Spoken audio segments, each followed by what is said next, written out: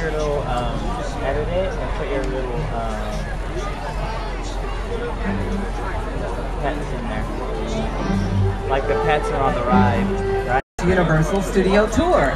My name is Yvette. I'm going to be your guide today. We are going to lift the veil of secrecy. Be prepared. You can expect to hear loud noises, see fire effects, experience sudden tram movements, and there is that possibility that you might get wet. And these are your studio tour safety rules. Now, in the event of an emergency, we have defibrillators equipped on all of our trams. State-of-the-art AEDs are here. They're to be used by trained lay rescuers and trained guests in the event of an emergency. All right, we're leaving that theme park behind us, and we're about to enter the actual working studio, where some of the biggest names in Hollywood come to work every single day. And speaking of big names, they don't get much bigger than the Emmy and Oscar award-winning star of Ghost, Sister Act, and The Color Purple. Here now to tell you how our studios came to be, Hollywood A-lister Miss Whoopi Goldberg. Hey, Whoopi. Hey, Whoopi. Right, welcome to Universal Studios. Is that your real name, Whoopi? Okay, fine. You're saying to Hollywood? Maybe. But if other studios can have a lion or a mouse or something, what is wrong with an Oscar-winning Whoopi? Besides, I'm back with the biggest and busiest fantasy factory in the world. So let's go. Universal got its start in 1912 when visionary Carl Laemmle brought his movie company west and opened Universal Pictures.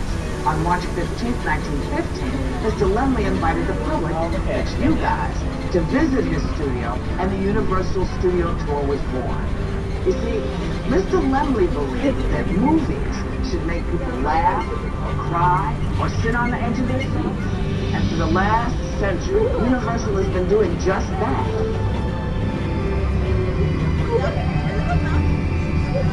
I'll be back to check up on you guys a little later. In the meantime, I'm going to turn things back over to your guy. I want you to have a great time, everybody. Lenny, let's go. All right, Whoopi and Lenny, we will see you guys later. Bye. Okay, so that's Lenny driving Whoopi, but we've got Roy driving us. Let's give our driver Roy a nice round of applause. I'm going to explain to you the lengthy process of working on an animated feature. Ladies and gentlemen, Chris Meledandri. Hi, I'm Chris Meledandri, Chairman and CEO of Illumination Entertainment.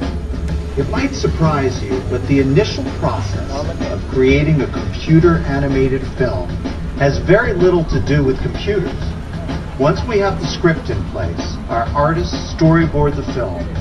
The next step is to record the actors who will be lending their voices to the characters. Then, the computer animation process really begins. It takes 24 frames of animation to make just 1 second of finished film. For a feature film like Despicable Me, that works out to nearly 130,000 frames of animation, which can take 3 to 4 years to complete. So, I better get back to work. You know, a lot of people really like Despicable Me. Yeah, great ticket sales at the box office, rave reviews. So, it's special. Make sure you check it out in eye-popping 3D. Wow. All right, I want you to check out our fantastic sets here. Don't they look grand? That's London Square in the back.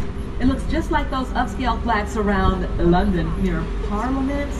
Yeah, and this set is really interesting to me because the front part looks like it'd be a church or a temple. The side of it looks like it could be a period courthouse or a famous hall, maybe where they signed some famous declaration. Kind of looks like that. And then the other part of it looks like part of a palace. So a lot of possibilities there. Depending on the vision of the filmmaker, that's what we're able to create. That's really cool. One of the nice little assets here in Hollywood, particularly with our brand new sets. Now, on June 1st of 2008, a devastating fire swept through our backlot, destroying almost 4 acres. Now, we knew all along that we had to rebuild, and so the process started immediately. And now, a little more than 2 years after that tragic event, we reflect back on the beginning stages. That was then, but this Yes, now, check out our fabulous New York street. Doesn't it look great? You know what? I can't talk about New York and not talk about fashion and shopping. You know we have our own Macy's building set here. Yeah, there it is on your left-hand side, the beige-colored building. And you know we have our own Broadway theater district. Check out the marquees. All kinds of possibilities here. On your right, that short street can take you back to the future. That's our Courthouse Square. It's where we created Hill Valley for Back to the Future with Michael J. Fox and Christopher Lloyd, all 3 parts. And then we transformed that area into Grandview. That's the fictional town featured on Ghost Whisperer. Jennifer Love Hewitt and her cast and crew recently wrapped 5 successful seasons of shooting Ghost Whisperer here on the Universal Lot. The town of Grandview still in place.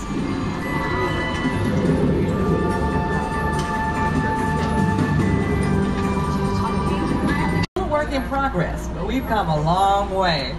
So we can have summertime scenes, springtime scenes, wintertime scenes. New York is fabulous at Christmas. New York, my kind of town. It's big, completely superficial. Easy on the snow there, Frosty. We call this area New York State, but it's doubled as more cities and more time periods and more movies and more commercials and more music videos, and well, why don't you just show them? Yeah, I'll show you some more scenes from our brownstone street. And just general productions around our metropolitan set.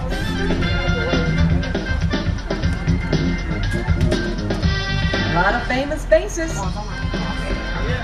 while we create so many famous places. Peter Jackson. Ladies and gentlemen, Academy Award-winning director, Peter Jackson. It's the original King Kong that made me want to direct movies. I saw that movie on TV when I was about 8 or 9 years old, and I wanted to become a filmmaker. I like films that just take you away from your real life and sweep you up in adventure. Kong literally does that. I mean, you're on board the ship, you're sailing to a lost island, you're encountering monsters and creatures from, you know, prehistoric times. So I was thrilled when Universal invited me back to Skull Island. Yeah, it's great to have you along for the ride. Now we have created this 3D immersive experience, so you're going to have your glasses ready. Don't put them on yet, just have them in your hand because we're about to return to Skull Island. We really put a lot of thought into the character and personality of Kong, and he's so much more than a monster. In fact, he's not a monster. You know, he is an incredibly majestic, ancient creature. He's a force of nature. He's old, he's wise, he's proud, he's fierce, and obviously he has a heart. The most important feature with Kong are his eyes. Kong's eyes are wonderfully expressive. They're full of emotion. His eyes are like a window into his personality and his heart.